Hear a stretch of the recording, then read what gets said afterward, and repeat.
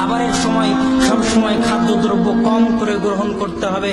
আর নাফি ইবনে আমির রাদিয়াল্লাহু তাআলা আনহু, নাফি ইবনে ওমর রাদিয়াল্লাহু তাআলা থেকে বর্ণনা করেন, তিনি বলেন রাসূল সাল্লাল্লাহু আলাইহি ওয়াসাল্লাম বলেছেন, আল কাফিরু ইয়াকুলু ফি সাবআতি আমআ ওয়াল মুমিনু ইয়াকুলু ফি মিআন ওয়াহিদিন।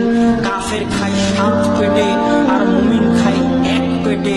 এটা হলো হাদিসের অনুবাদ।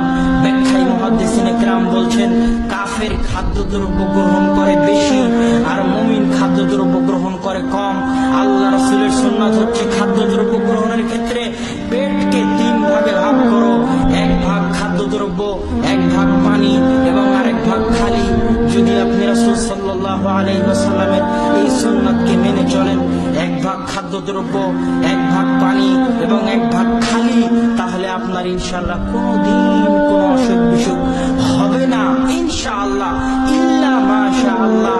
না ডায়াবেটিস হবে, না আপনার প্রেশার বাড়বে, না হার্টের সমস্যা হবে, না শরীরের সমস্যা হবে, না পেট খারাপ হবে, না ভুঁড়ি মোটা হবে, না ভুঁড়ি উঁচু হবে, কোনো সমস্যা হবে না।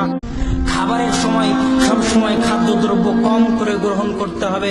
আর নাফি ইবনে আমির রাদিয়াল্লাহু তাআলা আনহু, নাফি ইবনে ওমর রাদিয়াল্লাহু তাআলা থেকে বর্ণনা করেন, তিনি বলেন রাসূল সাল্লাল্লাহু আলাইহি ওয়াসাল্লাম বলেছেন, আল কাফিরু ইয়াকুলু ফি সাবআতি আমআ ওয়াল মুমিনু ইয়াকুলু ফি মিআন ওয়াহিদিন। কাফের খায় 7 পেটে আর মুমিন খায় 1 পেটে। এটা হলো হাদিসের অনুবাদ। ব্যাখ্যায় মুহাদ্দিসিনে কেরাম বলছেন, কাফের খাদ্যদ্রব্য গ্রহণ করে বেশি আর মুমিন খাদ্যদ্রব্য গ্রহণ করে কম। আল্লাহ রাসূলের সুন্নাত হচ্ছে খাদ্যদ্রব্য গ্রহণের ক্ষেত্রে পেটকে 3 ভাগে ভাগ করো। 1 ভাগ খাদ্যদ্রব্য, 1 ভাগ পানি এবং আরেক ভাগ খালি।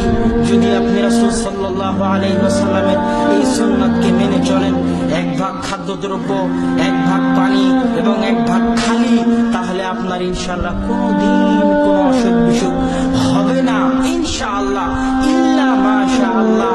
না ডায়াবেটিস হবে, না আপনার প্রেশার বাড়বে, না হার্টের সমস্যা হবে, না শরীরের সমস্যা হবে, না পেট খারাপ হবে, না ভুঁড়ি মোটা হবে, না ভুঁড়ি উঁচু হবে, কোনো সমস্যা হবে না।